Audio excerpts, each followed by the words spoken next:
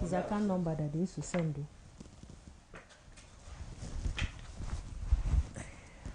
Whew. Yeah, yes. This kind of bone now when I carry give me like this. So I see if it's a badge.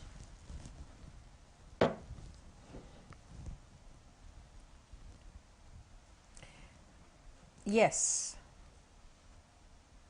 I can. Yeah, I can sunan shi nan ne. Why?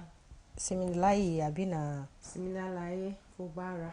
Seminalayi. Huh? Seminalayi Fubara.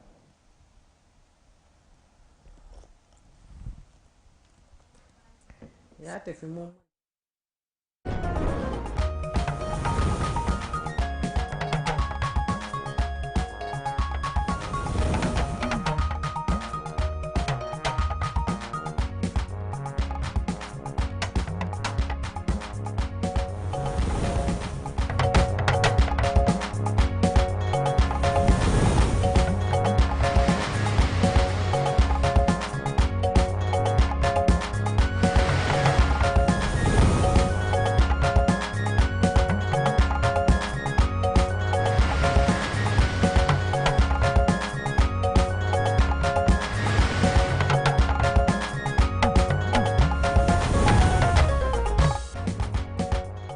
Governor Fubara reaffirms commitment to peace at Thanksgiving service after emergency rule in Rivers State.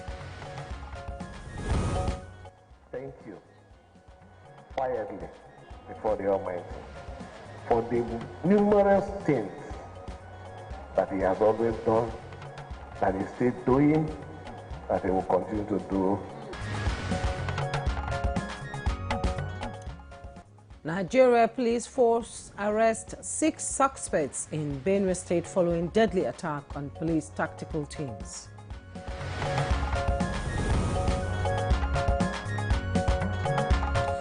First Lady Oluremi Tinubu celebrates 65th birthday amid tributes and felicitations. And good morning, Nigeria. Today our focus is on building and safety measures.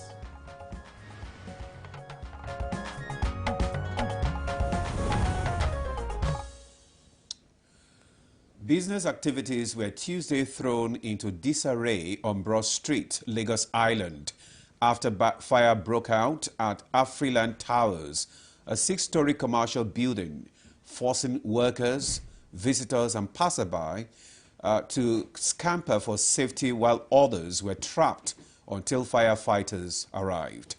Now, the incident, which occurred about around 1:30 p.m., saw thick smoke billowing into the sky, causing panic among traders and commuters. You're right, Jumai. Trending videos that surfaced online showed frightened workers attempting to escape through windows, with some seen aided by concerned onlookers via ladders, while some jumped to evade the raging flames. And the Deputy Comptroller of Lagos State Fire and Rescue Service confirmed that the fire originated from the inverter room in the basement before smoke quickly spread to other floors and governed the entire structure.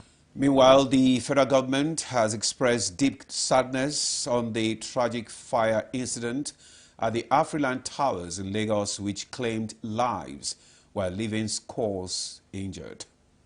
And building safety at Ademola is an integrated approach encompassing policies, procedures, systems and design principles to ensure a building's structural integrity.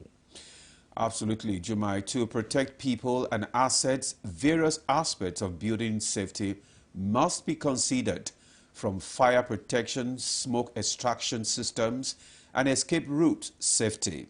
It is on this note that I welcome you to Good Morning Nigeria, the first the week. I am Ademola Adeoye. And I'm Jumo Yusuf. Thanks so much for joining us this beautiful Monday morning. We are reaching you live on the network service of the NTA. Shortly, we'll join Comfort Ahmadu for highlights of the morning news, and much later, newspaper review. Comfort, good morning. Good morning, Jumai and Ademola. Good morning, Nigerians. We start with River State Governor Siminalayi Fubara and his wife Valerie, who glorified God Almighty at the Thanksgiving service for his boundless mercy, divine guidance, and steadfast love as the governor makes his first church appearance after the lifting of emergency rule in the state. It's important I come to this church, which is my last home, to say thank you quietly before the Almighty for the numerous things that he has always done, that he's still doing, that he will continue to do, not just in my life or the life of my family, but for this state and for Nigeria at large. In other news, the Nigerian Police Force has arrested 6 suspects in an ongoing response operation in Benue State following a deadly attack on police tactical teams by suspected armed herdsmen and local militias at the Agu Center, Katsina Ala, Okum local government area. A statement from the force confirms that the attack, which occurred on Friday, 19th of September, claimed the lives of 3 police officers while 7 others remain missing. And the statement added that the Commissioner of Police, Benue State Command, CP Innocent Ifanyi, led the rescue operation to recover the missing officers and track down fleeing suspects. The arrested suspects are in police custody and providing useful information, and additional tactical assets have been deployed to the area. Meanwhile, the Inspector General of Police, Kayode Egbetokun, has condemned the attack, describing it as cruel and unwarranted. President Bola Tinubu has felicitated with First Lady Oluremi Tinubu as she celebrates her 65th birthday. In a statement he personally signed, President Tinubu said he honors not only the love of his life, but also a woman whose quiet strength and enduring grace have been his steadying anchor through every season, he said. The president, from long years of struggle and political exile to leadership responsibilities, the president said, and I quote, "You have stood firmly by my side with dignity, patience, and devotion that words can scarcely express. You're more than my wife, you are my confidant, counselor, and a steady flame illuminating my path in you. Our children and grandchildren see the example of compassion and faith in you. Our nation sees the true strength of womanhood, resolute yet tender, humble yet unshakably firm.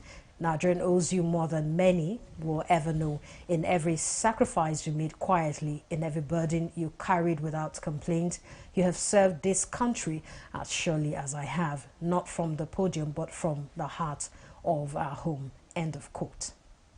President Tinubu appreciated God for her life, health, and unwavering love of the First Lady, saying he salutes her warmth and empathy, which continue to touch the millions of lives across Nigeria. President Tinubu wishes the First Lady many years ahead filled with joy, peace, and fulfillment.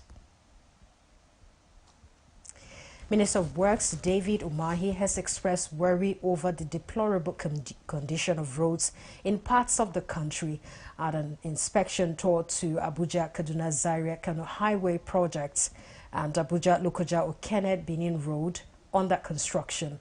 Umahi assured of the commitment of the current administration to reconstructing the dilapidated roads. The president wants us to replicate what we see in the West. You see a road, you see grasses, you see trees, you see solar light, you see security cameras. I want Nigerians and our young engineers to know what we are doing. When we have buried these roads, nobody will know what we have done.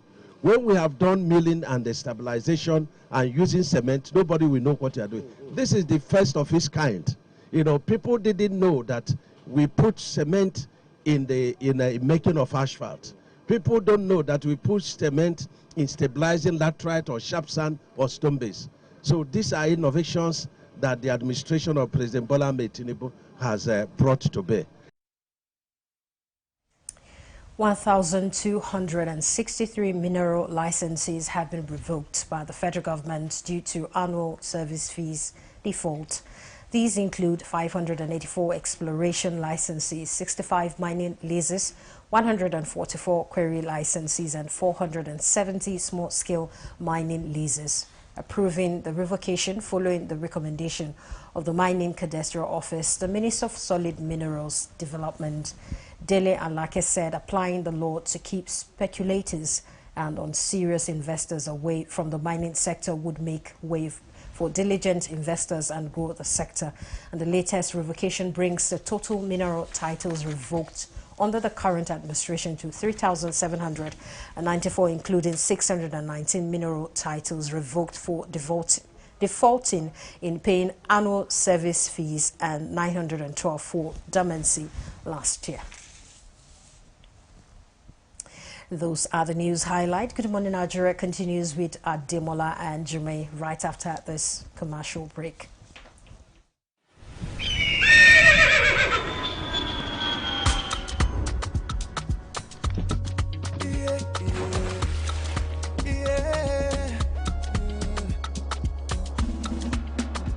From the Atlantic across the savannah to the Sahara, we rise, a land of the free, we know they tire. We dream great, our spirit is undying. Resilient, rooted like palm tree, we sway in color, with undying demand. We make solutions, we ignite passion, yeah. Each ethnicity is unique, we are more than just a nation. We are Nigeria, we are Nigeria, strengthening unity. We know they carry lives. We are Nigeria, together live the dream of a land with great destiny. We are Nigeria. I am the real Nigerian. Brought to you by the National Orientation Agency, NOA. When malaria knocks you down, you can be sure parasites are having a party in your system. Welcome to our new kingdom, guys! Comel, an effective weapon against malaria.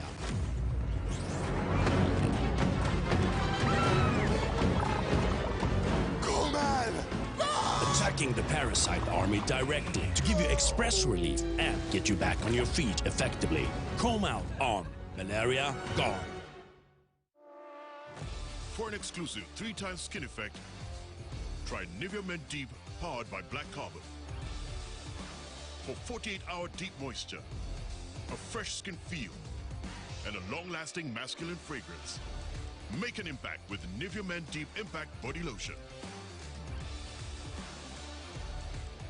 Try Nivea Men Deep Roll On for 72-hour antibacterial sweat protection. The world needs moms. With a splash of Golden Terra Oil, a mom can transform a frown into a smile. Change no thanks into yes please. Resolve family feuds without blowing a whistle. Providing tasty family meals is all that matters. Where there are moms, there is love. Golden Terra Oil, pour pure love. Imagine lovely meals you can cook with these ingredients. You spend heavily, but no guarantee of a tasty meal. Not making a right choice of seasoning cube can ruin your meal, money, and confidence. For a tasty meal, do not compromise. Choose Gold. Use Terra Gold for the rich, consistent taste your loved ones crave for. Good for soups, stews, and jollof. Terra Gold. 1 cube, endless possibilities. Milo 3-in-1 Milky and Creamy is truly milky and contains calcium. So, no need to add milk. Suitable for jollof rice, stew, spaghetti. Suitable for jollof rice, stew, spaghetti, and yam portage. Cooked to impress. Progress no dey happen just like that. It dey come from support when you need help. Mommy, I got the school fees. You too much. Nah, money point. Money point, thank you. Customer, na transfer, abi? Confirm. Bro, na transfer. Na money point, Oga. Oh, na confirm. Progress na peace of mind when you know say payment go land as Sure Banker.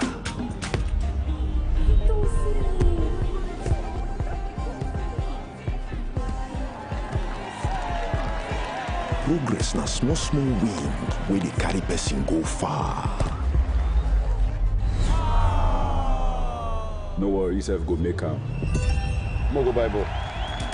Victor, even you, they use money point? Of course now, they use money point. Confirm. Money Point, made for your progress. Good, tasty food is worth living for.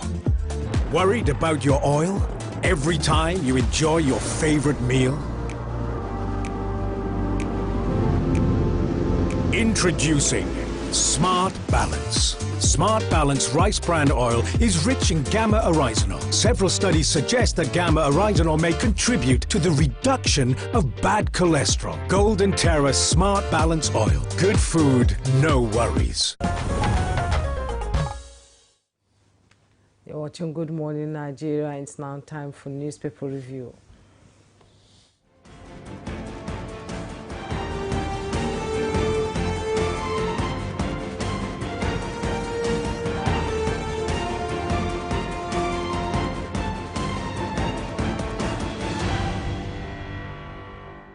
Yes, our newspaper reviewer is here, Chukudi Okoli Ugbaja. Chuks, it's a new week. It is a new week. One full of hope. A lot of it. Demo, I'm happy to be alive. Yes. I hope you are too. Yes, I am. Jumai, The gift people of life. should always give Thanks glory to to the God Lord. when they wake up alive. We are not necessarily How's the better than weekend? people who died. How's the weekend? It was fine. You can Beautiful see that rain. I have a robust profile, at least outwardly. Not in the pocket, though. Okay, let's go with the papers. Let's start with some positive news. And the national economy above the masthead, Nigeria Dutch Company Inc. agreement on major solar panel factory. Find the details on page 5. And federal government rolls out $3.14 billion investment drive for agriculture.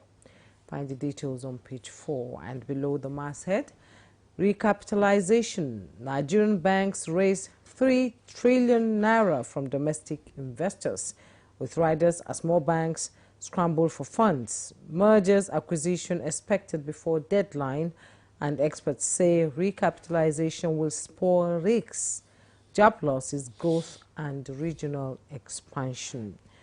And at the bottom plate, cutting government waste, Nigeria's unfinished reform. Details on page 12 if you want to know all about that. Let me quickly go to the pilot, the Nigerian pilot, and below the masthead of the Nigerian pilot, Enugu CP orders manhunt for killers of Catholic priest. You find the details on page 8. 2 Brazil returnees excreted 116 wraps of heroin, cocaine at Lagos airport. Find the details on page 5. And the headlines: bandits kill 3 police inspectors, abduct 7. With riders, 3 police inspectors have been killed by bandits in Benue, while 7 others are missing. Attack took place at Ude and Adair communities in Guma local government area. Police say Benue CP is leading operation to rescue missing officers, arrest fleeing suspects, as IGP Betakun condemns attack, describing it as cruel and unwarranted. And the picture story you see there, it's not much information there. And gunmen abducts Governor Sule's aide in Nasarawa. That's on page 5. FG probes strange flesh-eating disease in Adamawa. Find the details on page 6. Stop giving audience to opposition governors, APC forum tells Tinubu. Details on page 12. FCT remains Ebola-free as suspected case tests negative, says Health Secretary. And ADC goes to court, knocks INEC for recognizing Mark's leadership. Find the details on page 10. And federal government revokes 1,263 mineral licenses for annual service fees default. Find the details on page 5. Okay, I have let me start with the Daily Times newspaper. Federal government revokes 1,263 mineral licenses for defaulting annual fees. Details of that story can be found on page 2. NIMET predicts 3-day rain thunderstorms in Adamawa, Kaduna, Bauchi orders. Details of that story can be found on page 8. Abbas seeks medical trade partnership as Cuba strengthens ties with Nigeria. Details of that story can be found on page 9. Failed transactions. Banks, customers decry delay, tedious process of money reversal. Details of that story can be found on page 11. ADC faction sues INEC for recognizing Mark Aregbesola. Details of the story, it's on page 6. Now let's move on to this Nigeria newspaper. And just beside that nameplate, where federal government revokes the same 1,263 mineral licenses over service fees. Now the major headline reads, failed transactions, bank customers decry delay in money reversal. Want complaint resolved within 2 days as pressure on customer service desk blamed for ugly situation. Details of that story, it's on page 14. FCT minister allays fears of property owners in River Park Estate. Details on page 6. Frustration, despair as parents struggle to pay school fees amid sundry charges. Details of the story can be found on page 2. Chooks.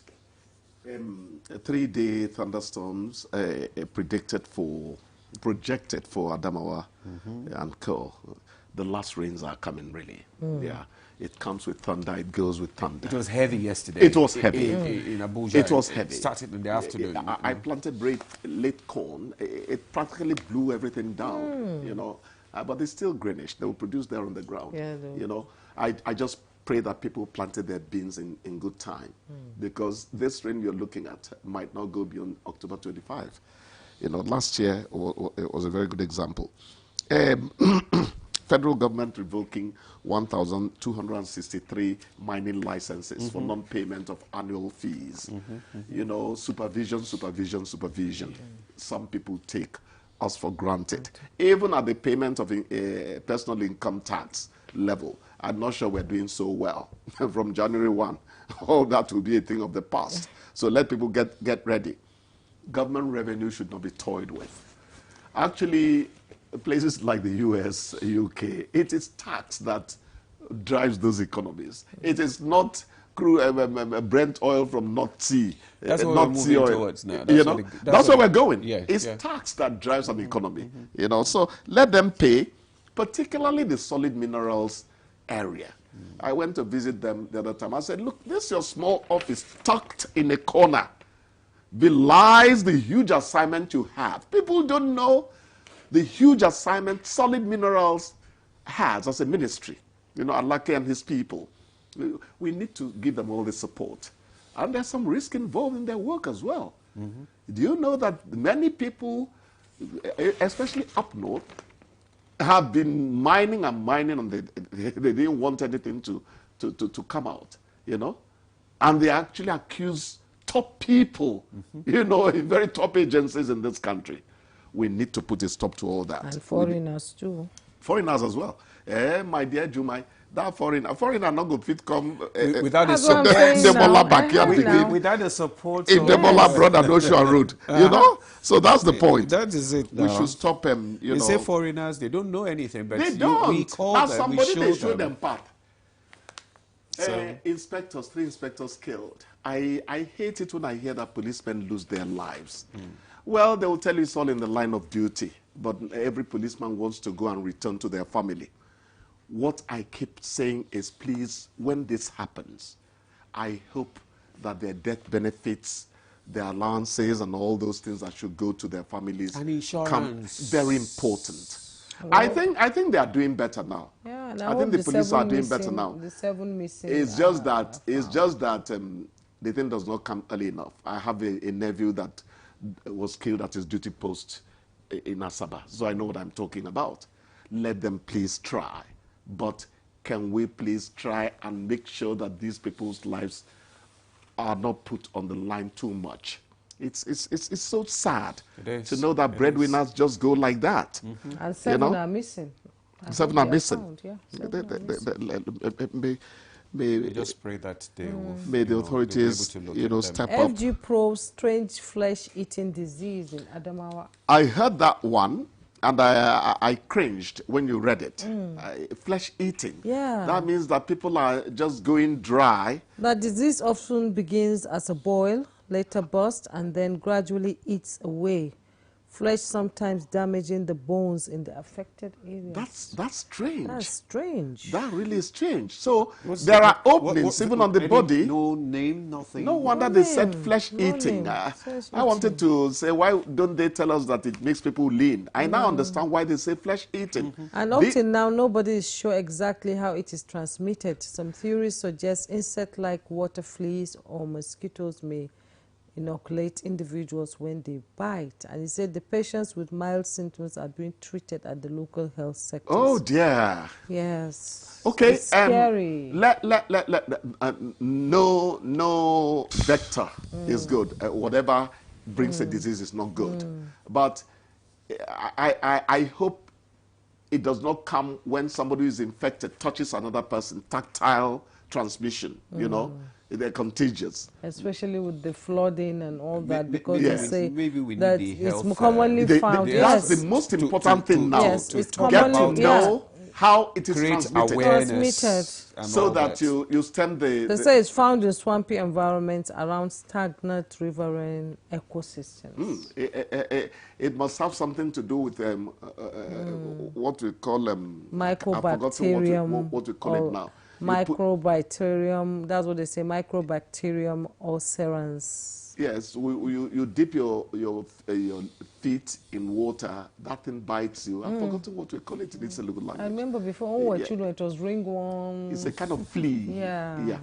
It's I thought we had gone past that era. Yeah. It's really unfortunate that this is new something. diseases keep coming out. Nigerian banks. Okay. Yeah, I was going to say that. The banks.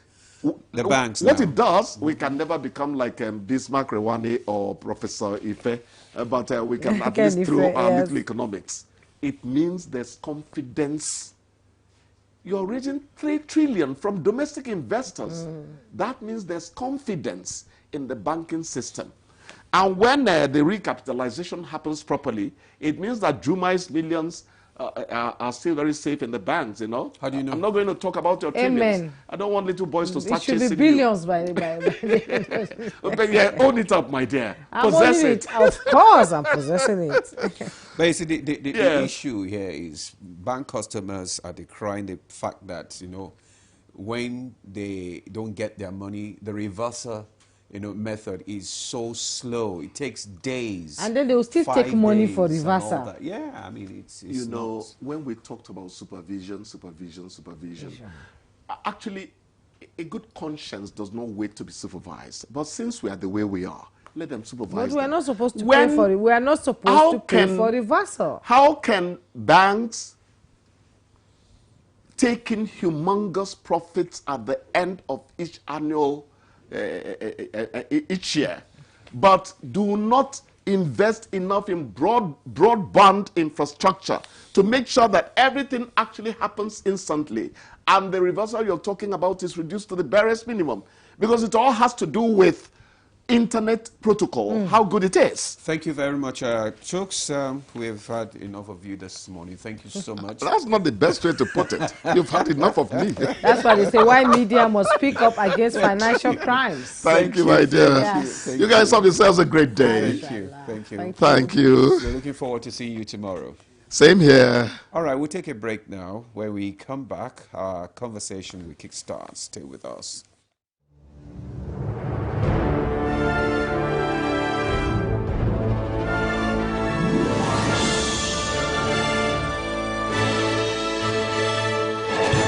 Terra Cube is available in beef, chicken, jollof, and crayfish flavors in 50 cubes Saver Pack and 100 cubes Super Saver Pack. Terra Cube. Unwrap joy. Unleash taste. Progress no dey happen just like that. It dey come from support when you need help. Mommy, I got the school fees. You too much. Na money point oh. Money point, thank you. Customer, na transfer abi? Confirm. Bro, na transfer. Na money point oga. Oh, na confirm. Progress na peace of mind when you know say payment go land as sure banker.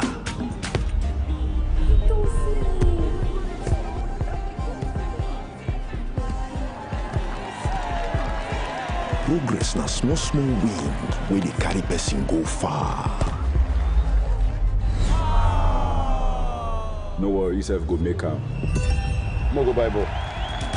Victor, even you they use money point? Of course now, they use money point. Confirm. Money point, made for your progress. Imagine lovely meals you can cook with these ingredients. You spend heavily, but no guarantee of a tasty meal. Not making a right choice of seasoning cube can ruin your meal, money, and confidence. For a tasty meal, do not compromise. Choose Gold. Use Terra Gold for the rich, consistent taste your loved ones crave for. Good for soups, stews, and jollof. Terra Gold. 1 cube, endless possibilities. No buy am! But why? No see say this big bull bag of rice no get the new big bull holographic seal? Not true! Introducing the Big Bull Holographic Seal Tape, your favorite authentic Big Bull rice, 50 kg and 25 kg. Now with holographic seal tape. This is to ensure you get the premium product from Big Bull Rice. Do not buy if the holographic seal tape is not on the bag or is broken. Big Bull Rice. Tasty rice nourished you.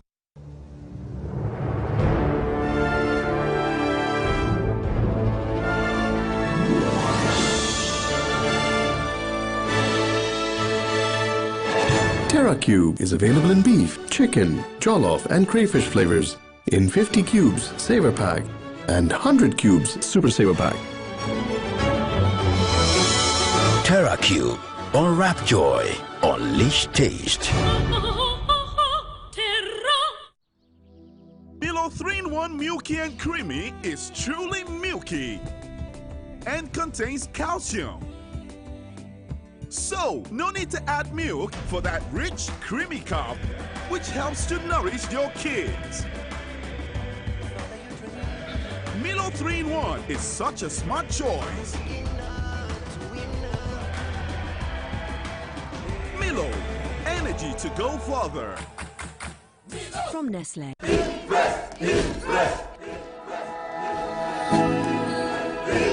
Guys, food is ready.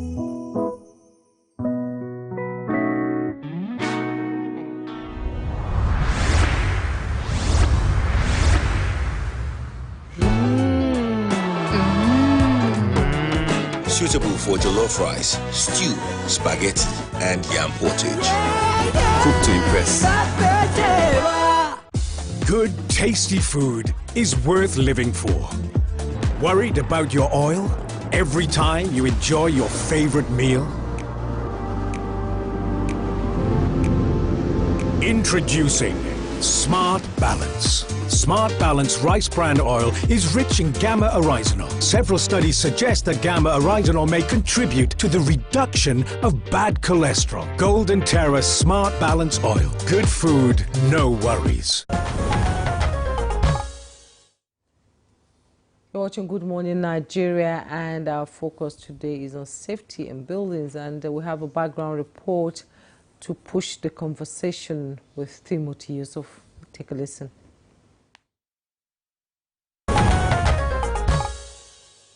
Building and safety measures in Nigeria have come under scrutiny following the recent fire incident at the Afriland Towers on Broad Street, Lagos. Analysts said that the incident has raised concerns about fire safety protocols in commercial buildings. Key issues raised by them are inadequate emergency exits, especially when the incident highlighted the importance of having functional emergency exits in building. Occupants faced challenges during evacuation, with some jumping from windows. Fire safety equipment is another concern raised, as the fire was said to have originated from the inverter room in the basement, emphasizing the need for regular maintenance and inspection of electrical equipment. Emergency preparedness is another.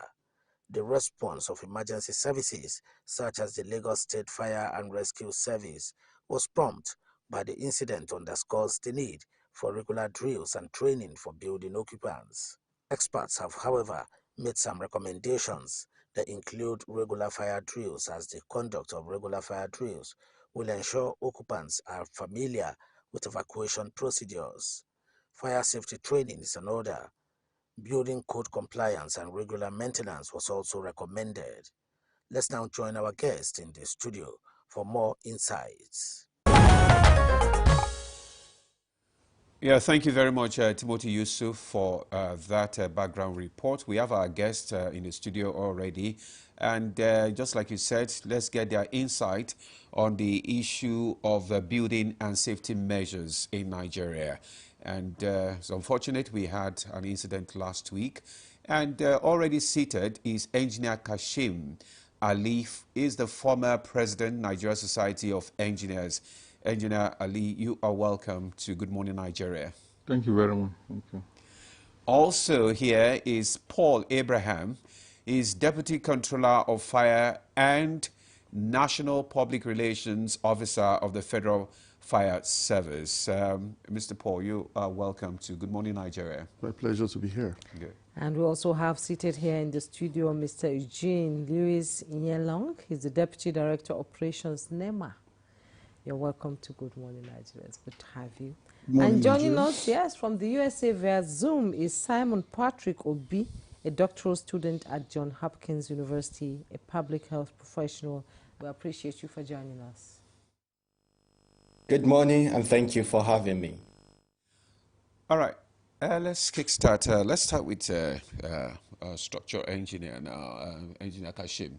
It's so sad that time over time we keep, having these, ugly and sad incidents that people are trapped in buildings, and there are no emergencies, and the safety measures are not adequate and all that. So what is the current building safety standards should be? What do you think it's amiss here? Thank you very much. All along there have been protection for, if every infrastructure has protection measures included in the design. For buildings, you have expectation that the structure has to be solid to the extent that it can carry the load that is going to come upon it. And it has to also be a convenient environment where human beings can live. Or if it's not human beings that you want to put there, if it's maybe a warehouse, also that the materials are bringing in can be comfortably placed. So, a lot of things come into it. You look at the structure to avoid collapse or anything, and then be capable to hold. Then you look at electrical to provide power in a safe manner, such that there's no blowout and there's no fire incident. Okay. You also, and then you have the mechanical. Mechanical is for the functioning of the building. That is people to be able to use the building, the toilets, facilities, the water supply, and then also it provides facilities for water that you will need in the event of an accident, an accident or fire. And that varies from building to building. For high-rise building like the type we're talking about, it should have fire hydrants around the neighborhood, and they should also have the hydrants within the building on all levels. Some, you see that they go extra mile to even put on the ceilings.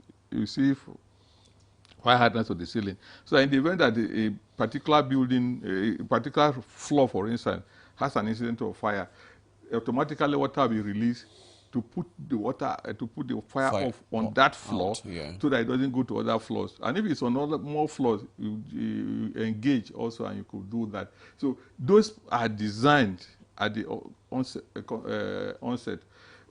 When there's a failure, it's because sometimes we take things for granted.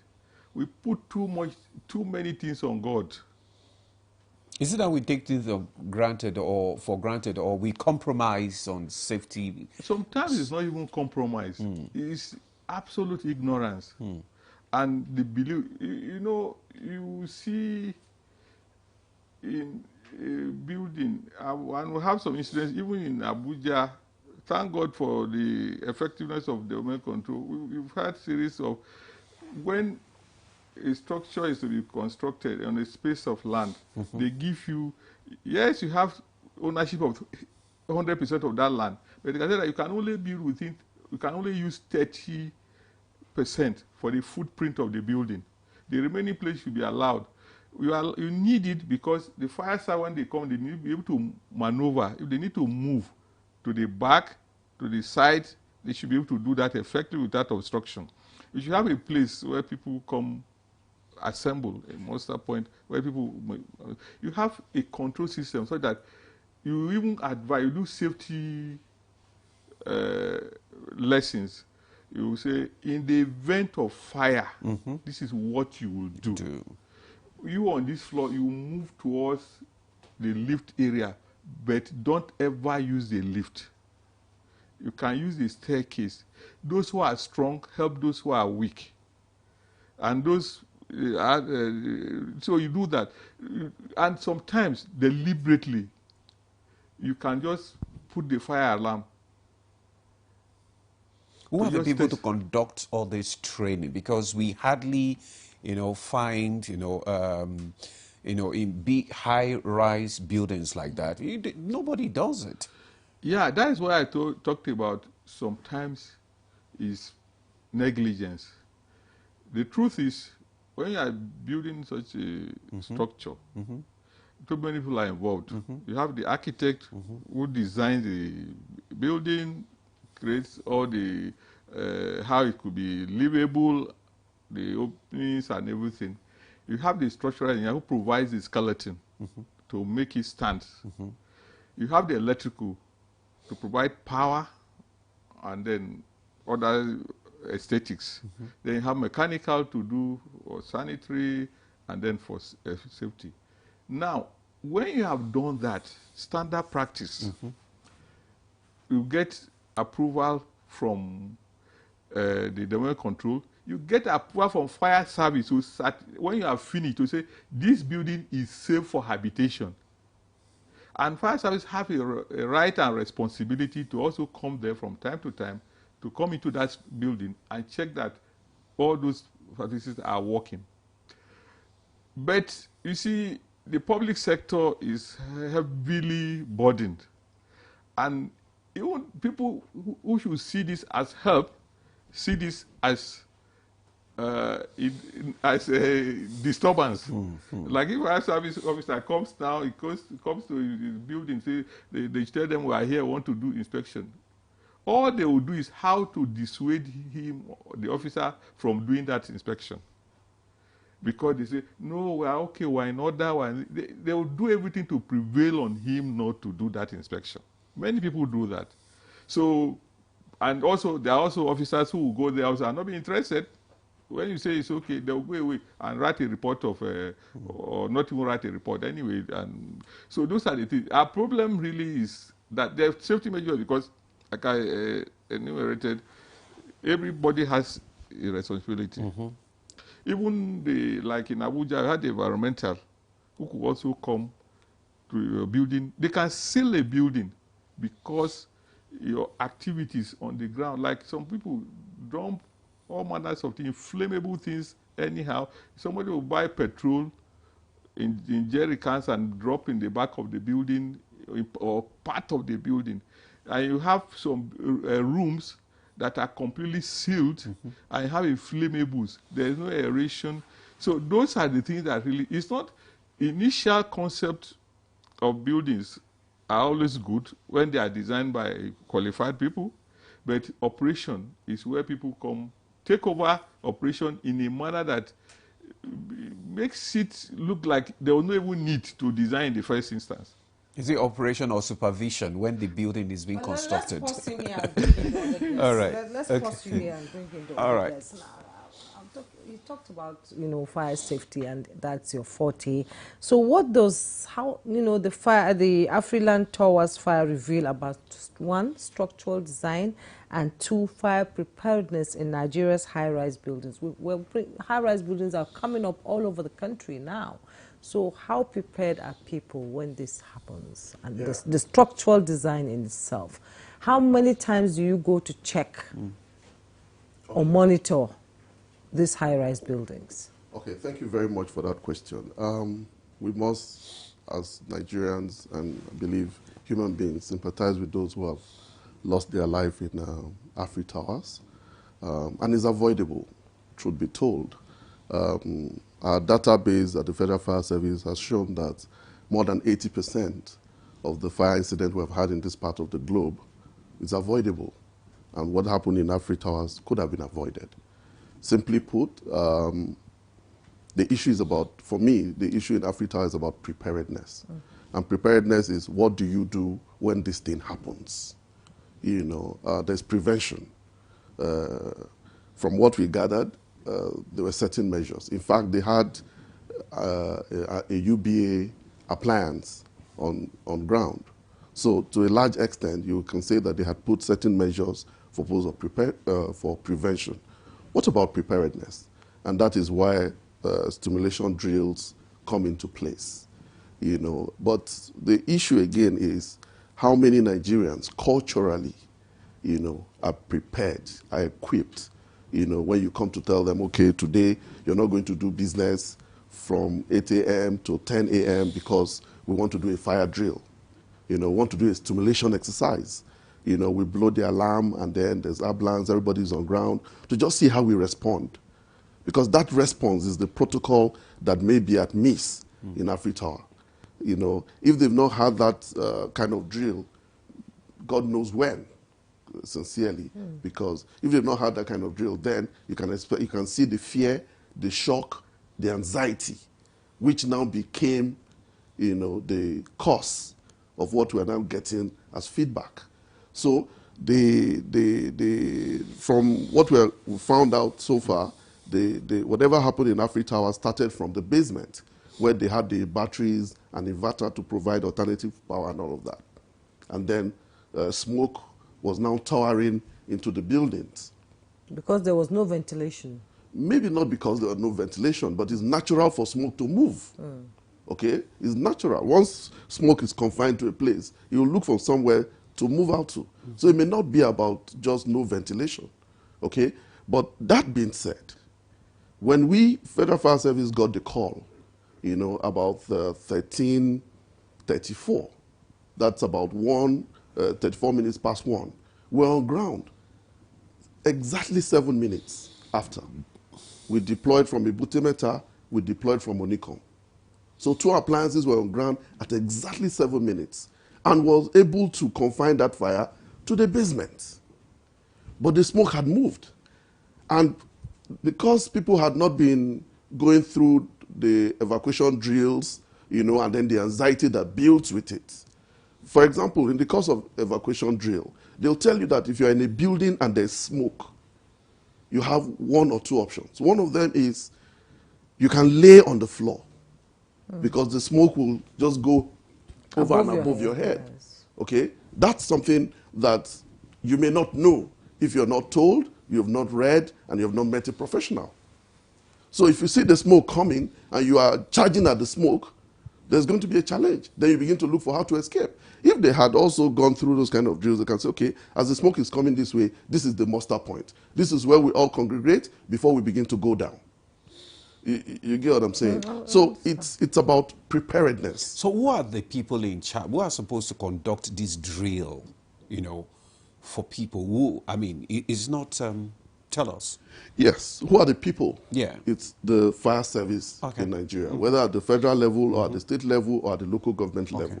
But we have this challenge, which engineer had, touched on. A lot of times, because we don't have the power to prosecute, we have an act that came into existence in 1963 that may not have put a lot of these modern and contemporary issues into consideration. Okay, that act is before there's a bill before the National Assembly, and the Controller General, the Minister, everybody is working assiduously to make sure that it becomes law. One thing that law is going to do for us when we have a modern Fire Service Act in Nigeria is that it will give us power to prosecute. Because you see, whatever we do now at the Federal Fire Service, a lot of them is persuasive. We come to speak to you on the importance of fire safety, because we seem not to be able to, with the act that we have, we seem not to have the power to prosecute people. So when we go to public buildings and speak to them, again, because of the culture of militarization, Nigeria has been under the military for so long. So the only uniformed person that is regarded is one that is carrying a gun. The fire service in Nigeria don't carry arms. Okay, so whenever we go to these people and try to talk to them, we don't get the response. And like my co-commenter said, they say, no, don't worry. God forbid, fire will not happen here. Check next door. So you keep having those kind of response. So I think it's a cultural thing. I think it's a legislation issue, and I think that with what happened in Afri Tower, there seems to be a lot of, would I say awareness? But this is reactive. On our part, we want to be proactive. Yes. And being proactive is that we're there to educate you, to censor you. Let's take the building that we're talking about. Afri Tower, I don't know when it was built, but I can tell you that it's a building that's maybe well over 100 years or 50 years. That building may be as old as Nigeria, because you remember the old Lagos colony was in the island. So that's a very old building. Okay. That being said, when you go into modernization, we now have in Abuja, for example, development control. If you go to other states, you may have the plans, and all of that. Town planning people and all of that. How many times? We have in the Federal Fire Service the Plans and Examination Division. But how many times do we get people, bring in their documents and say, oh, we want to remodel, we want to build a building, can you look at the fire safety issues? Even when we go to meet them on the field, the only thing you hear is we have a building approval. Are you now going to stop us from building our structure when we have a building approval? If you understand the complexity. Yeah, I do. We do understand what you're saying, because just like he said, when such a building is being erected or constructed, fire services are supposed to be part of the people that would supervise, but just like you said, the Act does not state it, right? Is that what you're saying? The Act does not state it in explicit form. Okay. And because of the powers that had been subdivided. Okay. I'll give you an example. You want to build a high-rise building in Abuja, for example. The most important organization to get a building plan approval is development control. Okay? So the best we can do is to try and collaborate. Do you collaborate? Of course we do. Okay. We collaborate, but you see, it's not statutory. Okay. In a sense. Okay, we'll get to all that later. Let's bring in Mr. Eugene into this conversation. How easy is it for you to get access on situations like this? Because we know crowd and all that. How easy is it to get access to the victims for NEMA? Well, thank you very much. Before I start, I want to condole the families that have lost their life on behalf of NEMA.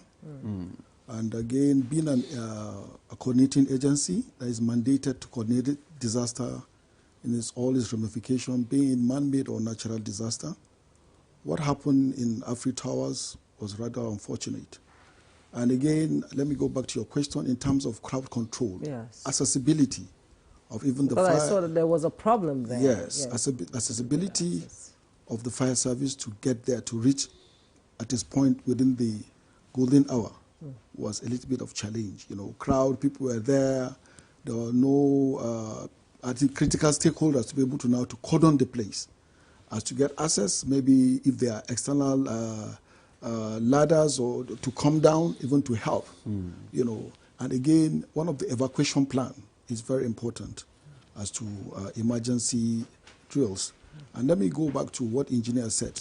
There should be frequent fire drills, and again, building codes to be adhered to, and also the smoke extractors. The fire service, the fire service is one of our first respondents, which they have responded.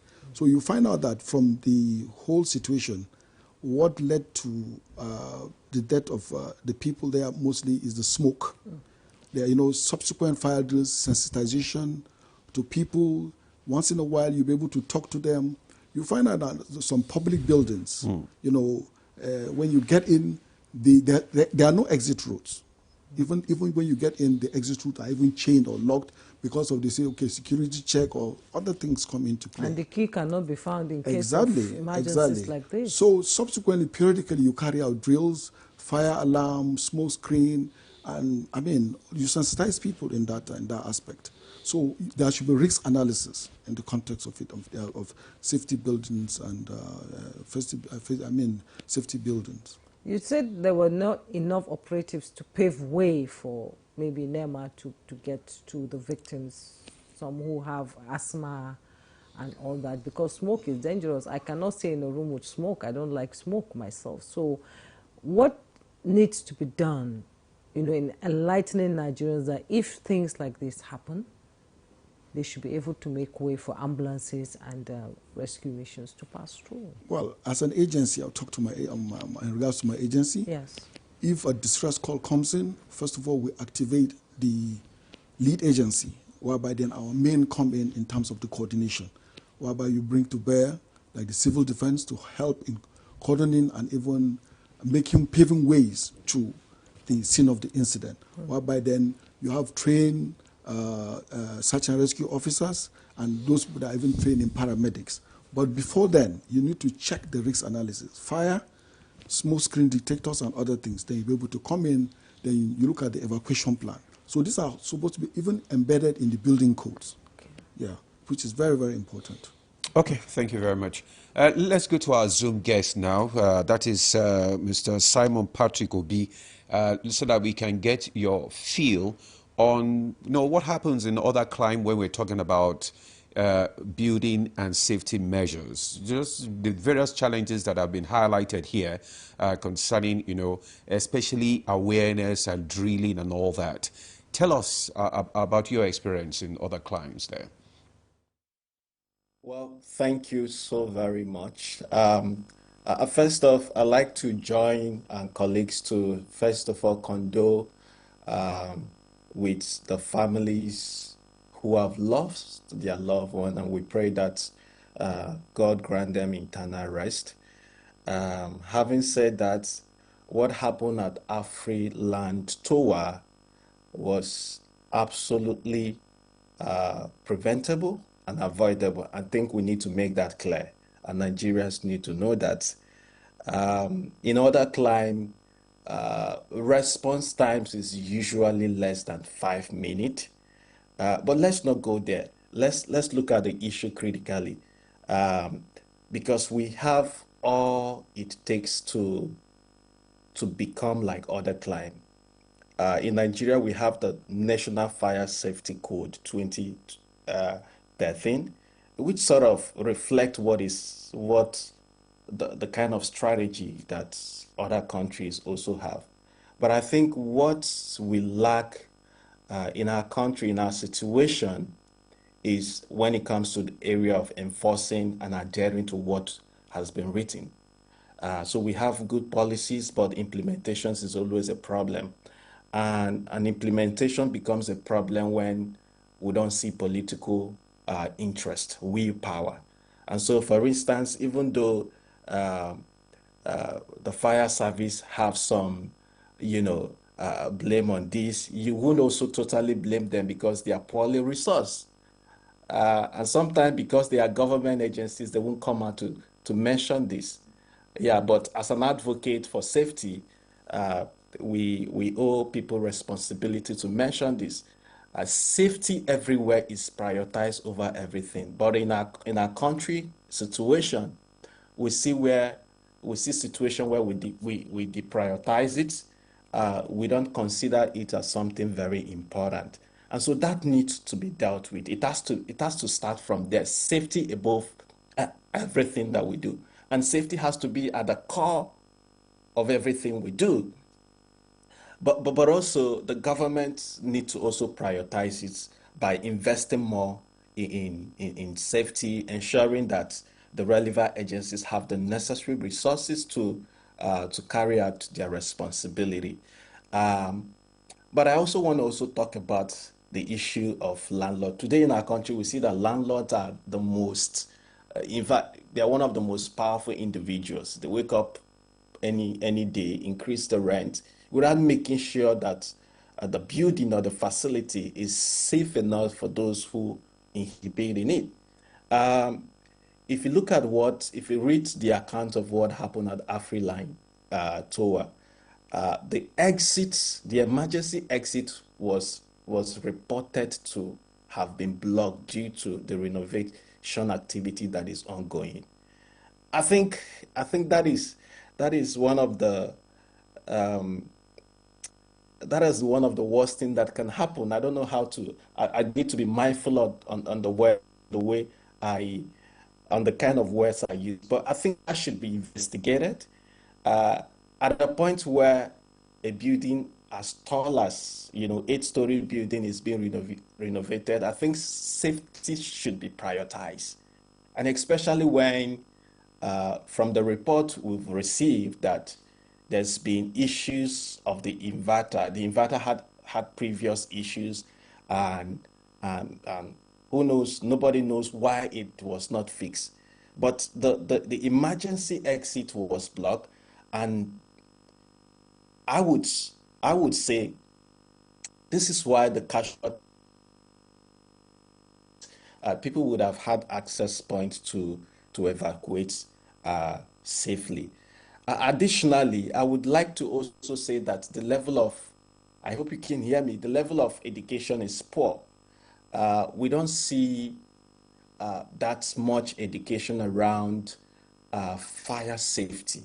And that's why the issues of fire drill is not new. It's not something that is new. Fire drill ideally should be done at least twice, especially in high risk building. And this can only be a push, this can only be implemented or enforced, however you want to put it, by the Federal Fire Service. And so Federal Fire Service has a lot of work to do in terms of public enlightenment on media. We don't see that enlightenment as robust as it should be. A lot of people on social media, even though you don't have the resources to do other form of enlightenment, but at least you can leverage social media, to raise awareness. So perhaps we want to see more of that. We need to reorient the people about fire. Fire is something that can happen. We're talking about what happened at AfriLine, but we also record several fire incidents in so many instances. We see cases in market areas, in homes, and sometimes we don't get to talk about them as much as we do. So that should be, prioritized. And in terms of response time, I paid rapt attention to Mr. Paul's intervention, and he mentioned that they were there by 7 minutes. We can do more by shortening, make sure we shorten the time. I mean, the evidence base is less than 5 minutes. But in some cases, of course, 7 minutes is okay. But even if they arrive, they are also, poorly resourced. I'm not sure that the Lagos State Fire Service has a fire brigade crane, for instance, that could be used in situation of high-rise building. Perhaps Mr. Paul can give us more clarification on that. But again, I think they are poorly resourced. The government needs to prioritize safety at all levels. They need to prioritize safety at all levels. We have the policy. We have on paper. We need to fund it. We need to invest more in fire safety, not just fire safety, but every other aspect of safety, because this drains our resources. If you kind of monetize what we have lost in terms of human capacity and other investment that has been lost, it's a lot of resources. And if you look at what we lose annually as a result of fire incidences, it's a whole lot of resources that can be pushed into development. And so government, there is need for government to pay, prioritize fire safety. There's need for government to invest in terms of training, public enlightenment, but also enforcement. If you put out a policy without an enforcement, you are entertaining people. So there is need for that enforcement. And I don't know what the Federal Fire Service, what their law said, but if they don't have that capacity to prosecute, they need to push for that. Because if we don't enforce these laws, it is the human nature. The human beings has the tendency to not to obey protocol. So there is need to enforce those protocols. There is need to educate people and make it part of our culture. And then I'll pause here, and I hope that other people can also make their submission. Thank you. Okay, Mr. Samuel, thank you so much for your contribution. Now, you've raised a lot of pertinent questions, and now I'll throw it to the studio. You'll be able to respond to him on the crane issue. But let me return to Engineer Ali. All of you have called for reforms. So what one change would make the biggest difference if implemented immediately? You see, we have so many things to deal with at the same time. But like he said, the fire service needs to be resourced. You see, it's not enough to get there. But when you got there, what was your capacity to deal with the situation on ground? And over the years, people have lost interest in the public sector, not fire service.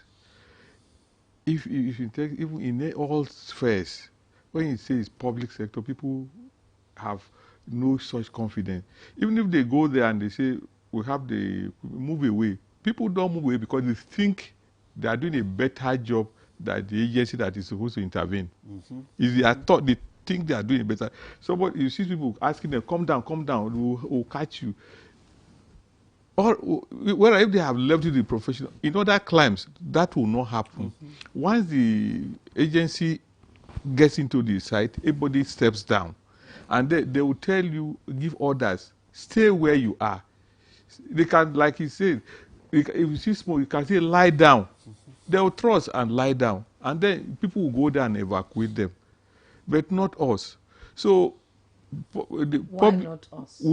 Because there have been a loss of confidence in the public service, generally. If you say you want to do a road from here to, if you want to do a road from your gate to this, if Federal Minister of Works come and say they want to do now, you will not even believe them until they do it. When they do it, you'll be surprised. When these things happen in Nigeria positively, people are surprised because they have no expectation. So we need to do a reorientation. But one way, practical way of doing it is to prioritize some agencies, because it's not enough to have the infrastructure. The whole thing you are doing is about the human beings. Let there be resources so that fire service can go to a site with their full complements and capacity. Not that they will come and the water will finish. They don't even know that there's fire hydrant there, or it is there, it is not working. Let everything work. So that if they deliver, just one example, Nigerians are not very disobedient people. If it works just once, that's all. People will trust the organization. But quite often, they will not say it also because they will not be seen to be complaining about government on national television, for instance. But if you could see that they didn't have the requisite capacity to go up there and do anything. It's people who provided ladders. And the ladders were quite short. That's why people were jumping. If there was assurance that once a ladder comes with a log boom, that it can go even up to the highest point, people will be, who wants to die? Nobody wants to just risk his life and die like that. They will wait. So we need to identify sensitive institutions in our country, things that surround safety of life. Even when we have flooding, also the same thing. People would, every year people are dying. When we die, we'll come and do postmortem. We must, these things don't cost so much. And I think it's even because it's not didn't cost so much that people don't buy. You know, unfortunately, people want to do big contracts that are big. They want to that the whole thing is big. You want to cut 500 billion, and they are interested. So if you are bringing a bill of just maybe 100 million, they are not interested. Political leaders are not interested because it doesn't serve their interest. So we must prioritize the little things that matter. Okay. Can government do it alone, or do we need to outsource safety measures to the If we sector? cannot, if we find that we can no longer do, we'll outsource. But you see, everywhere in the world, some of those things are strategic and they are in the hands of government, because the government has a responsibility under the Constitution for the safety and welfare of the people, and these are core issues of the Constitution. So why outsource it to somebody who may not be able to take responsibility? Because at the end of the day, you still take responsibility. So why don't you face it squarely? Just fund the agency. You see, you talk about our fire service or talk to the military, the police, sometimes complain about them. But if you see the condition under which they work, you'll be shocked. They will send an officer like that day that they will call the people they only call and to go to that place. Maybe they don't even have fuel. The person there who have to use his money to buy fuel to go, because it's just irresponsible. I have to discharge this responsibility because nobody will listen to it and say there's no fuel. So there must be that deliberate government policy to say what are the sensitive organs that we have: security, safety, and welfare. Identify those things. There are so many little things they can give them and they'll perform optimally. But those things are not provided. The government should stop looking at big contracts. That is not, the world is not about contract.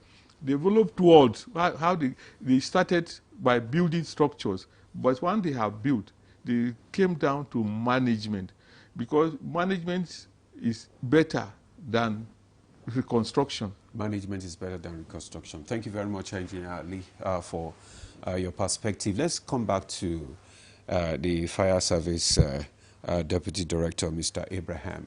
I mean, a lot of issues have been raised. The issue about the wherewithal of the fire services and not having the capacity to contain, emergencies and all that. Okay, we just want to remind our viewers that you can comment, you can send your comments, your questions, and also take part in this conversation. The number is boldly on your screen there, so you can send text messages or you can send WhatsApp messages. Then we'll be able to read and your questions and your comments. Now, back to Mr. Abraham now. A lot of issues have been raised. One, the issue of not having the wherewithal to be able to contain, emergencies. Then also the issue of, the public orientation, awareness, perception of the, government agencies, especially, safety agencies like fire services and all that. How would you respond to issues like that? Because a lot of people don't know what to do during emergencies. And you said that you don't have the, people, the way people respond when you go to sites, are not so encouraging. So what is the way out? Well, the way out, again, is for us, the bill before the National Assembly. Whatever they can do to help make that bill into law will go a long way, to reposition the Federal Fire Service and fire service in Nigeria. Because, like I said earlier, we have an act that is as old as 1963. Having said that, I must say that Federal Fire Service or fire service in Nigeria, we're not where we ought to be, truthfully so, but we're not where we used to be, okay? Over the years, we have made some movements, you know, very important movement. We can tell you today, for example, that we're in all the states of the Federation. 15 years ago, where we were just in Lagos and Abuja. Today, we're in every state of the Federation. In fact, we're in some senatorial district. But you know, my friend from the US talked about response time and talked about 5 minutes. Yeah. You know, that is achievable where the nearest fire station, it's some 5-6 minutes away. But where you have fire stations that are 20-30 minutes away, there's nothing we can do. And that's why I said, we're not where we ought to be, but we're not where we used to be. So there's a movement. And as to the education, fire safety or safety education in Nigeria, the Federal Fire Service is doing a lot. In fact, especially with the coming in of the new Controller General, who came into office on the 14th of August, he has brought a lot of momentum, you know, and moral booster, you know, to the staff, you know, which was not the case maybe some 3-4 months ago. So you're going to see a lot of good response, you know, as time goes on. One of the things that he has done in the just 1 month of being in office, for example, he has been able to pass on, you know, the responsibility of no excuse. My colleague in the studio talked about maybe if we turned out from Ebute Metta or Onikon, for them to have gotten to that spot in 7 minutes was not the Federal Fire Service or the Fire Service in Nigeria that we had known. If you are listening to other interviews, you will see even when the Lagos State Fire Service arrived, they arrived 20 minutes after. We're already on ground. Do we have all the capabilities, resources, crane, and all of that? We have a hydraulic platform that can go up to 10, 12 floors there in Lagos because we have more high-rise buildings in Lagos. Today, we don't have any in Abuja, but work is ongoing to make sure that we do that. And you agree with me, Port Harcourt will be needing one, Kano will be needing one. So yes, the resources, we need a lot of resources. That is not in doubt. But I can assure the Nigerians that this fire service, let me not say the Federal Fire Service now, the fire service in Nigeria that they have known over the years is not going to be the same, you know, as we go into the future. Because a lot of eggheads are thinking, you know, proactiveness, you know, to drive the policy. And the minister has been very clear. Dr. Olubunmi Tunji Ojo is exceptional. The way he's working in immigration, he's working in correctional, he's doing the same in the service because he's asking questions. I can tell you that nobody slept the night that the Afri Towers building happened. Nobody. The Controller General was on his feet. Every management member in the service was on their feet. The minister was awake. He was asking questions. What happened? When did you arrive? In short, I think that we got a doused tension when Mr. President commended the response time of the Federal Fire Service. Mr. President himself. That means he must have gotten intelligence reports that were there on time. But truthfully, the logistics of moving the hydraulic platform from Sulere to the place, you'll agree with me, will take, you know, because of the traffic situation, and then we still do not have a priority lane. You know, people do not still give us access, even when they hear the blaring of the sirens, you know, and all of that, you know. But it's work in progress. But the issue of, you know, creating awareness, you know, because that is very, very important. What should people do during emergencies like this? I know that it's a bit difficult reaching out, but a lot of people are creating content now. You can reach out to people while all these snippets, 2 minutes, 3 minutes on social media so that people can read and see and begin to change their mindset, how to respond to emergencies like that. You are the public relations, you know, person, the fire service. What are you doing in that regard? Because there is need for you to think outside the box, you know, in this situation now. So I can answer that very clearly. Okay. I came into office on the 18th of August as the National Public Relations Officer. If you track back our social media handle, Instagram, Facebook, and the rest of them, if you just track back to 14th of August till date, we have been trending. In fact, Arise TV, had to make comments on where we trend, with some of our contents. So all that is going on. I have a lineup of activity, radio stations, television stations that I'm going to go. But beyond that, we also have what we call the school outreach.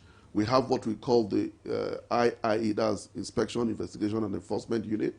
Part of their responsibility, again, is campaign. And Controller General is clear. We're going to make as much campaigns as possible. And that is why, you see, there's always a good side of a bad news. AfriTower incident doesn't give us joy, but it's calling Nigerians to the table. And that's why we're having this conversation. So I can assure you now that being on NTA and on Good Morning Nigeria, a lot of Nigerians across the globe are listening to this program.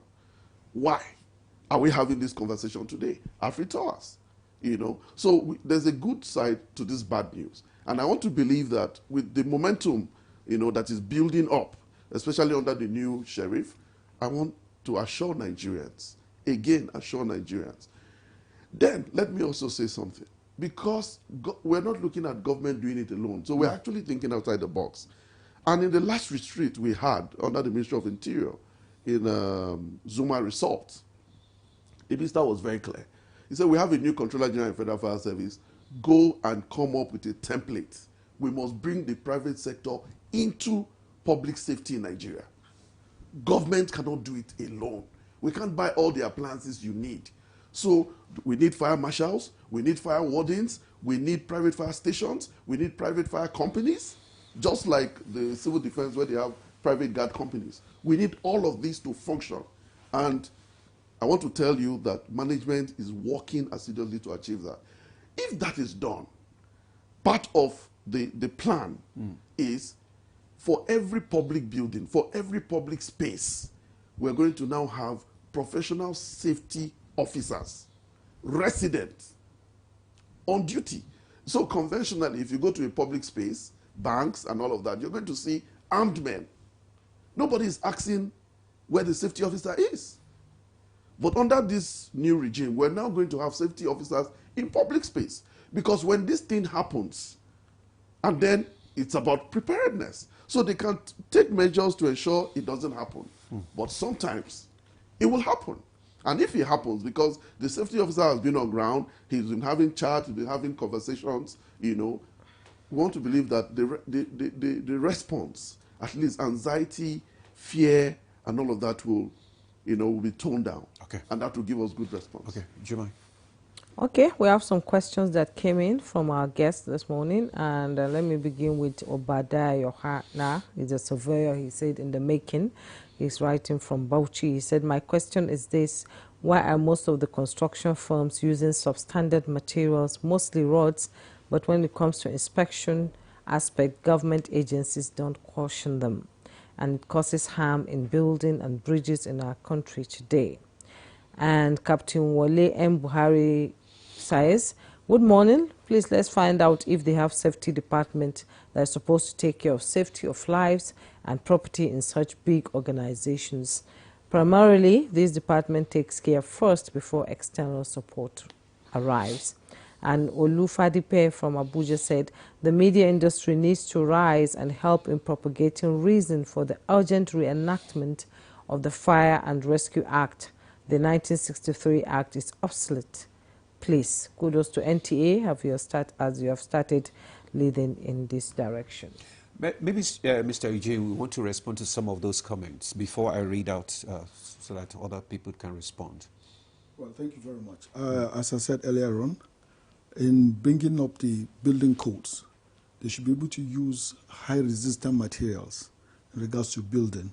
And again, the emergency exits should be well illuminated in terms of this, and then evacuation drills subsequently. Then the engineer talked about muster point. Then again, we also talked about the smoke extractor, which is very important. This is one of those things that even caused the suffocation or inhaling of those that lost their lives. You know, some could even eventually have, they could be asthmatic. Yeah. You know, so when all these measures are put into place, it will be able to mitigate the loss. And again, interagency collaboration, working closely with the fire service and even the other, people around and government agencies, like the crane that we talked about. Now, in the deployment of there are high construction companies that are nearby. They'll be able to now meet them now in eventuality such thing occurs. They can be able to now bring them to the scene that could go up to that, to the floor, then in terms of rescue. So that will be able to help. You talked about interagency collaboration. How do you collaborate with agencies like fire services? Because you're also part of the emergency services as well.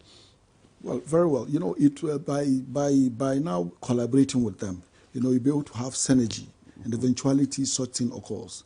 You know, the fire service is one of the first responders when a lead agency when it comes to fire. Fire, yeah. So it can be able to activate other agencies like the Nigerian police, the Nigerian civil defense, even companies. They are nearby within Broad Street in Lagos, where the Afri Tower, is being situated. You understand?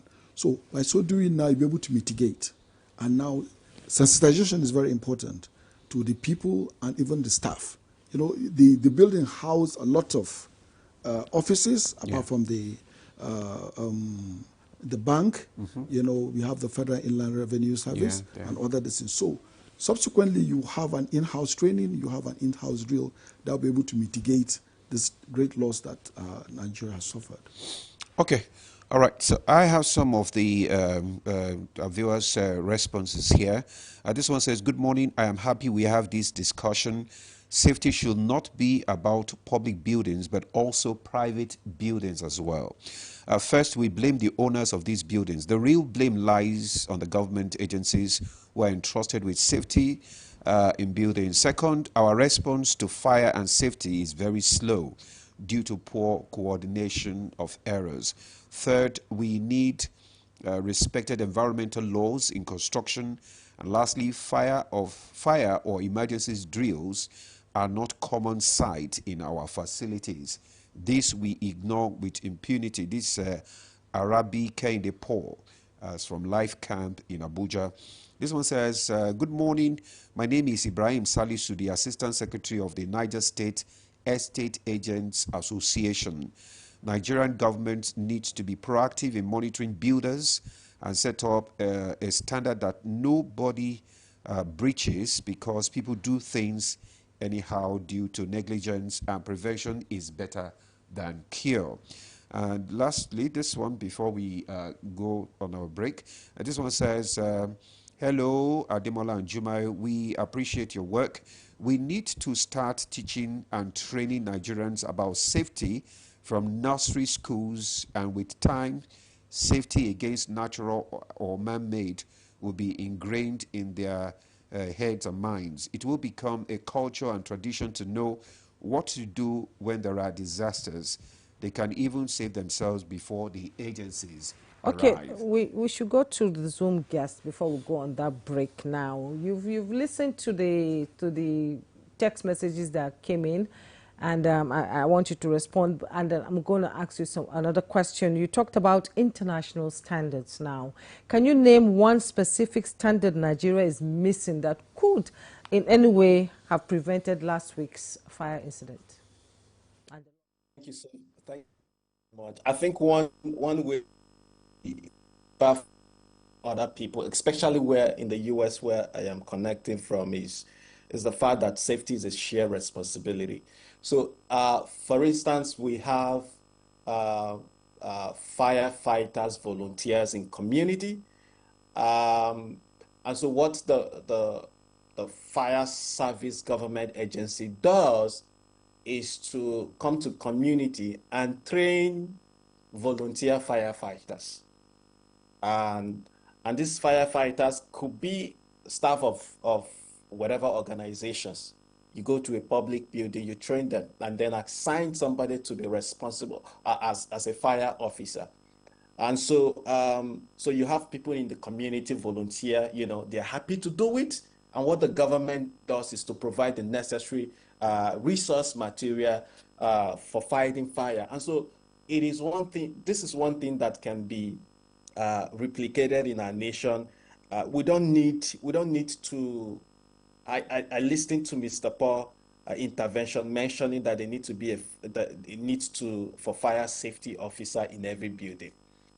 While we are waiting on that, we could train people in different buildings, especially high-rising buildings that are considered high-risk area or whatever you term high-risk building. I mean, people are willing to be trained for free and volunteer for this cause. And then the government can provide incentives as, okay, we'll limit your tax for if you volunteer for so number of time, you will need to pay so X number of tax. You know, that can be as an incentive. But also, I like to highlight the fact that we need to highlight that fact, because if you look at what happened at AfriLine Tour, Nigerians were gathered and willing to help. They were willing to save the lives of people. And Nigerians are very good. You don't see that in anywhere across the world.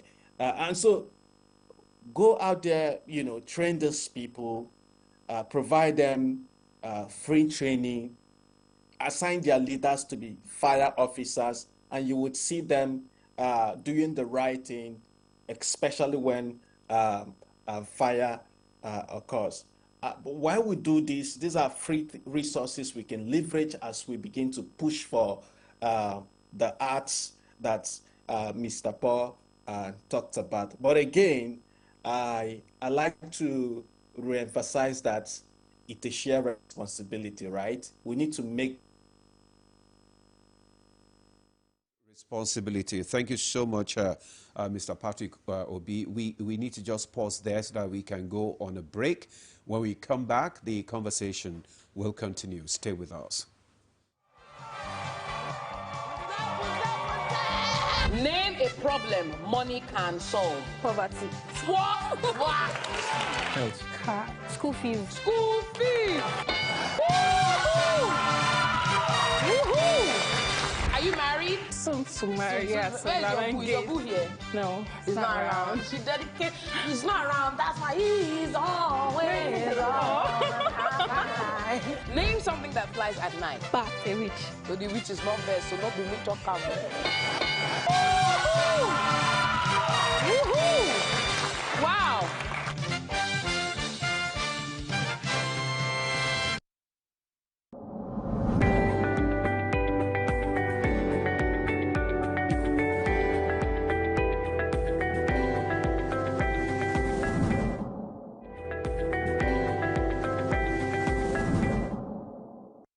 We can change the narrative about Nigeria. You know, when people talk about Nigeria, they talk negatively about it most of the times. So it's the role of the filmmakers to now bring that positive side of Nigeria for the world to understand that Nigerians are more than the negative information they used to get. And we can do that digitally, because in those days, you know, you have to communicate or go for lectures for people to understand where you're coming from. But now you have these platforms. Everything you have can go on these platforms. People will see globally. Look at Nigeria on Netflix. It's doing really very well. When Nigerian films premiere on Netflix, you find out that they're in the top 5 or top 10 in most of the European countries, Asian countries, and all other parts of the world. So this is one of the ways through which we can be able to export that, you know, or do that cultural exchange. How much of being a Nigeria cultural ambassador are you? And we're all guilty of this. Most of us Nigerian filmmakers are guilty. So here we see a good number of us telling stories that are still Western culture dominated. From the naming of your characters, from the writing of your story, the characters are named English names. What happens to Yoruba names? What happens to Hausa names? What happens to Igbo names? What happens to Tiv names? What happens to our cultural epic names? Oh, they say, but they will not be able to pronounce it. Oh, leave that to them. Do we pronounce their own names? we have to be intentional about how we represent our culture, knowing now that the world is a global space and you don't need people's permission. Everything you do, directly or indirectly, intentionally or unintentionally, you're putting the Nigerian story out there. I think we should begin to make conscious attempts at creating our own streaming platforms. So we thank God for giant streaming platforms like Prime Video. We thank God for giant streaming platforms like Netflix and the rest of them. But what happens if today or if tomorrow we come up with our own Nigerian Netflix?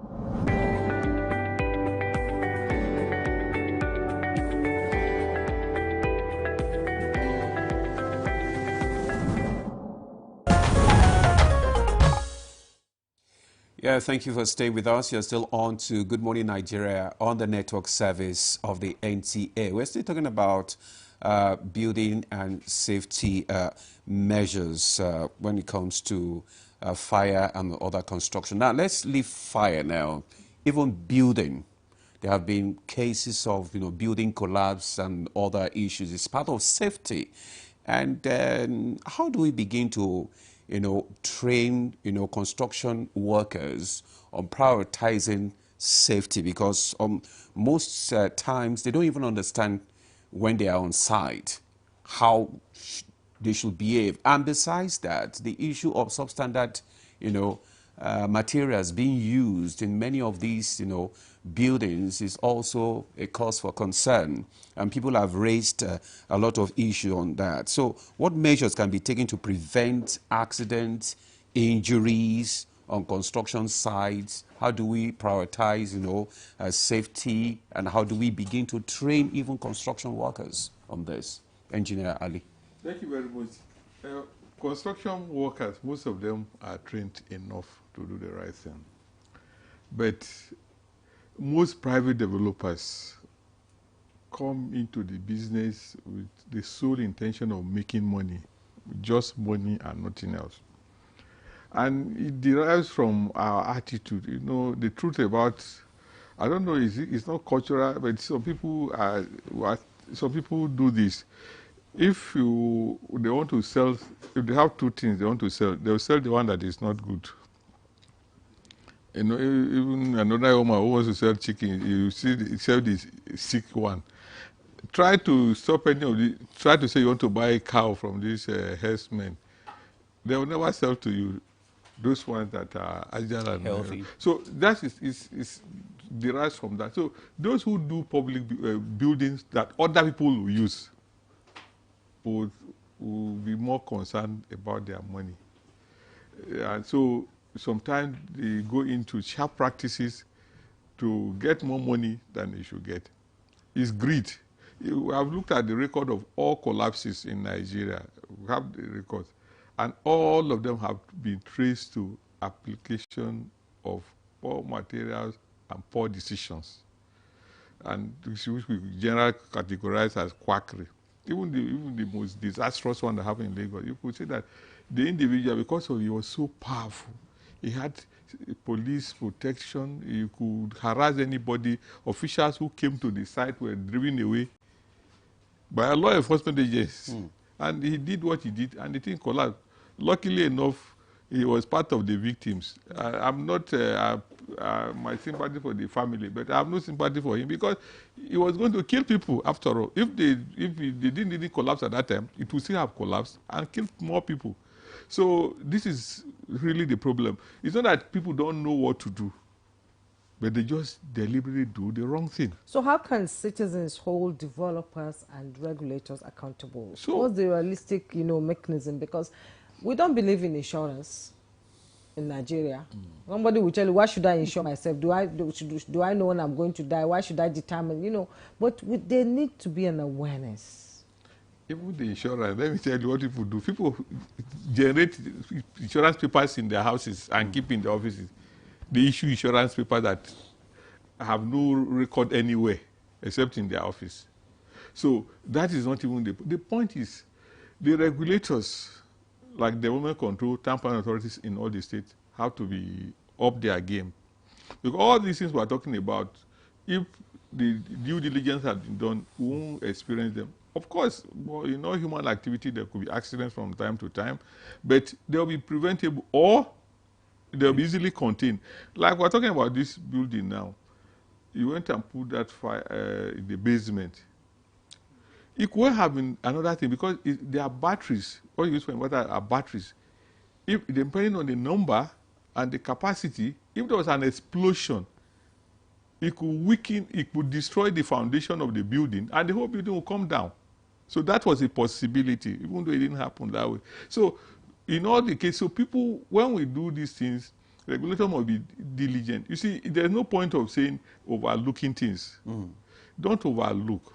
The other little thing you're overlooking could be the cause of a major disaster.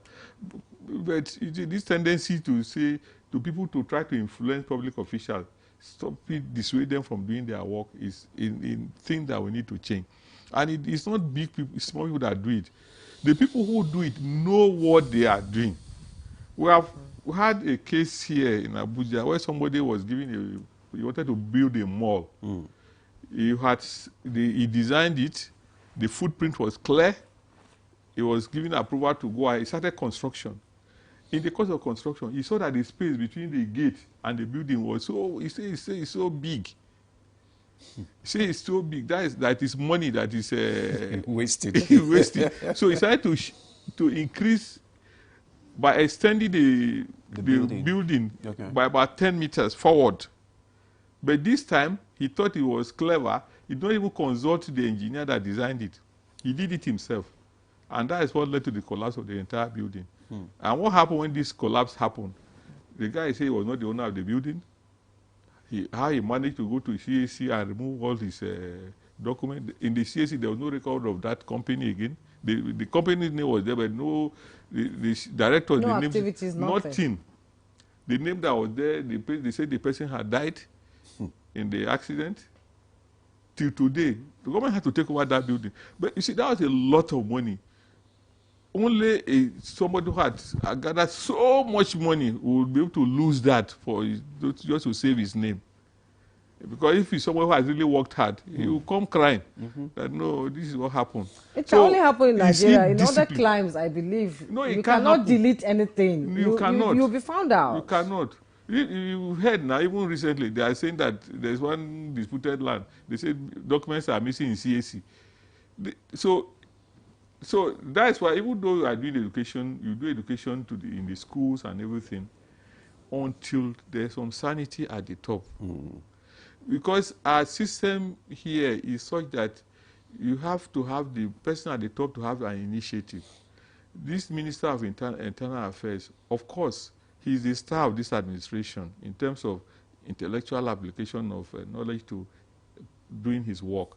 So that's why we're seeing the level of, commendation is getting from the PRO.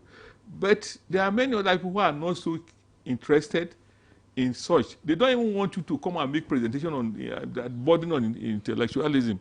They want to just come with the pedestrian things that needs the approval, and the money is big, and that's all. But if the money is not big again, they will keep the file away.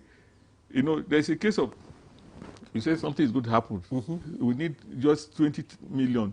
If not, this will happen. And the person what is saying, you just throw it away without even reading to look at the content of that. And something will happen because you didn't give the 20 million, you will lose 500 billion. Yeah. So this is what we are saying. There should be a step taken in most public buildings. I have gone to an office one time in Lagos, the same Lagos. When I came in, I was a bit too early, and they said they were praying. They should convert that prayer time. They could pray. They could split the prayer time into two. You use one for prayer. Use one for safety brief. In the NSC system, we don't have any meeting without safety brief. We can't have safety engineers who will come. There must be a brief. Even if you are coming to this facility, they will brief. This is the toilet. This is the exit in case of emergency. This is what you do. We do it in our auditorium before we do any meeting in NSC. Okay. Because yes, safety engineer you must do it. So we should take that as a policy. Maybe that's tradition. Policy, every yes. public institution, every private organization, every building where many people, maybe more than maybe 20 people are going to gather, do a safety brief. Show Okay. them the risk. Okay, Engineer Ali, this question or comment actually is for you. It's talking about building and safety measures. It says safety measures relating to buildings should start from the foundation laying and the quality and suitability of the materials used. It said it is marvelous to see 3 mm rods being used to erect a 2 to 3 story building, and the person that calls oneself engineer appears comfortable with it. And what is worse is a situation where some engineers from the relevant government departments visit the site only to make money. In this regard, I suggest that government should strive to bring down the prices of building materials so as to enable most people to buy quality and suitable building. Is it about the cost of building materials, or because people are not just, just don't want to do the right thing? You see, there's what we call trade secret. Like if you go to, which is what people are familiar with, you go to the hospital, you say you have cough or something. Your friend who went to say he has cough. They may not give you, the doctor could examine you and interview you, and what you give will be different from what you give to his, because what works for you, look, God in his infinite mercy created the world in a very, very complex manner. The soil in this place will be different from the soil in this place within the same premises. So an engineer who wants to do his foundation will first of all take out some of the materials up to a level, examine them, and on the basis of that, design the foundation. So a foundation that you think, so what you design here will be different from what you design there, because the characteristics are different. Okay, Engineer. So he takes responsibility. Yeah, he takes responsibility. We are running out of time now. We're beginning to round up, and I have some questions that came in, and he said, good morning, I'm Isa Ojunuba Suleiman from Jabi, Abuja. My comment is on the fire service personnel. You don't need to be armed to get a job done. You don't even need talking to the tenants. All you do is talk to either the landlord or the estate management. Let them convey the message to their occupants. And if developers are only interested in FCDA and town planners, get your personnel to FCDA's office. They have a branch there. I've seen VIO and road safety doing it, and it's working perfectly. Another one from Lagos, Ben, said, good morning, Nigeria. The PR has a lot of good initiatives, but I pray this is not mere academic expression. Fire service hasn't been doing well in Nigeria. And Brass from Bayelsa State said, what do we do when there is a fire outbreak around the environment and you don't have fire extinguisher or the fire service commission in your community? It's all about political will. And in Nigeria, most of the time, implementation usually dilly-dallies, but implementation is key in this aspect. So what lessons are we taking from what happened in Lagos? Mr. Abraham, before you answer that, let me just read this because it's to you. It said, I think the fire service should link up with NGOs and other government bodies to create a form of outreach, not just for training only, but also giving a freebies like fire extinguishers, etc. to LCDA and other local communities, which are BEATS parts of local government council. This include traditional rural community ESCOs, engaging the communities about fire and how to tackle emergencies on meeting days. Go ahead. Okay, thank you. In 2 minutes. Actually. Yes. Are we doing all of this? Go ahead. The answer is yes. Yeah. We're doing all of this. And so in the days ahead, more of it is going to be seen. As to the man from Bayelsa, yes. or Brass, yes. who is saying, what do we do when we don't have extinguishers? I mean, the responsibility to get a simple extinguisher.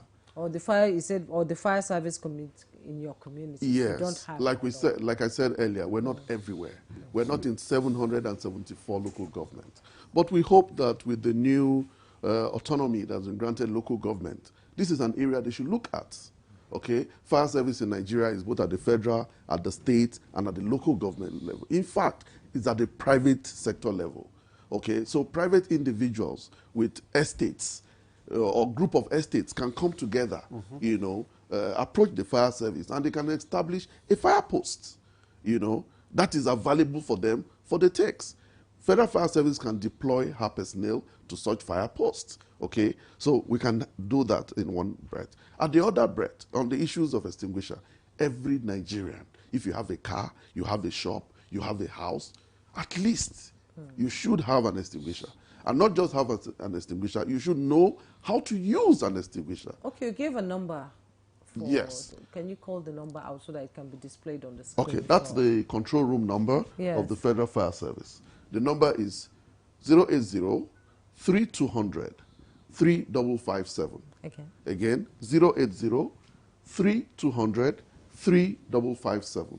With that number, you can actually call from any part of Nigeria and we'll deploy the nearest fire station to you in case of fire or any other emergency. Okay, Mr. You also gave a number. Okay, Mr. Engineer. I also gave a number. That is our NEMA contact center. You can call at any point in time. We run shift. We run 24-hour shift. They can pick up your calls and direct your emergency to any zone or any state.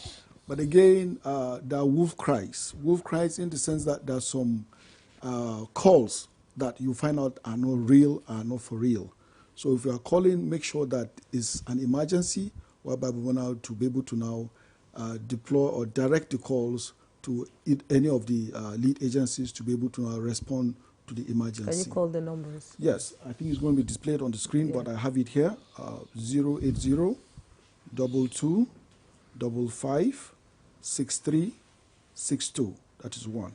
Then 090-74-37-3708. That's the NEMA contact center. At any point in time, you can put a distress call, but I also emphasize that it should be an emergency. Because sometimes we have calls that are wolf cry that are not for real. Okay. You'll be able to tell the location and the type of disaster so that we'll be able to now challenge it. And we also have our Hydra radio that will work around the clock with all our zone and territorial offices that will respond to disasters. With other stakeholders, we are coordinating agency, not first responders. Okay, thank you very much. Let's go to our Zoom guest as we begin to round up this conversation this morning. Mr. Patrick Obi, what role do you think technology can play, especially in enhancing building safety and emergency responses? Well, I think technology has a very big role to play. And let's start from what has just happened. We hear a situation where Federal Fire Service call out a long number, right? And then the same thing with NEMA. I would advocate that NEMA and the Federal Fire Service should integrate themselves with the national emergency line of 112, like we have in other climes. In the US, we have the 911. So 112 integrates, all the agencies should integrate themselves. Everyone, you can easily remember 112. And once you hear of any emergency, and you can just pick your call and call that toll-free line. So the issue of calling long number, I don't think it would help anybody. I don't think it's sustainable, and it is not an evidence-based practice. That's for one. Then, as I round up my intervention, I would like to mention that the federal government need to prioritize safety. Because we're losing a lot. And for the Federal the Federal Fire Service, education without enforcement is entertainment. And so we need to educate people, but we also need to enforce those practices. And then again, safety is a shared responsibility. You need to work with community. You need to work with non-governmental organizations. They can help you push forward your agenda. That is the standard practice. Here in the US. They can help you push your agenda at the National Assembly, at the local level, at the community level, and at the end of the day, you would achieve your mandate and your result. Thank you. Mr. Patrick Obi, for your contribution on today's discussion. Thank you so much for joining us on Good Morning Nigeria. Let's have your parting shot in 30 seconds, Engineer Ali. Safety is a responsibility of everybody, and we must do everything to make it happen.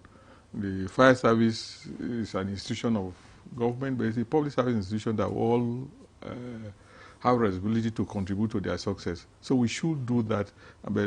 So even the government is not doing its best, we as citizens have responsibilities, because we have shown that we can do things on our own in this country. The individual do a lot more than government does for them. Okay, Mr. Paul, what message do you have for Nigerians, your final words? Yeah, my final words for Nigerians is that they should have confidence in the Federal Fire Service. We have a new Controller General who is very proactive, who is an egghead, and who is working, seamlessly with the minister to ensure that Nigerians and lives and property in Nigeria are saved, Okay. And going forward, they should just see what the Federal Fire Service will be doing. Okay. Mr. Paul Abraham, Deputy Controller of Fire and National Public Relations Officer of the Federal Fire Service. Thank you so much for coming. And also Mr. Eugene Lewis Inyalong, Deputy Director Operations NEMA. Thank you so much for joining us. Thank you very much. And joining us from the U.S. is Simon Patrick Obi, a doctoral student at Johns Hopkins University, a public health professional and safety advocate. Thank you so much for your time. And Engineer Kashim Ali, former President, Nigeria Society of Engineers, as always. It's a pleasure having you. A pleasure. Thank you. Thank you. And that's Good Morning Nigeria for today. Thank you so much for watching. I am Juma Yusuf. And I'm Ademola Adeoye. Do join us again tomorrow for another package.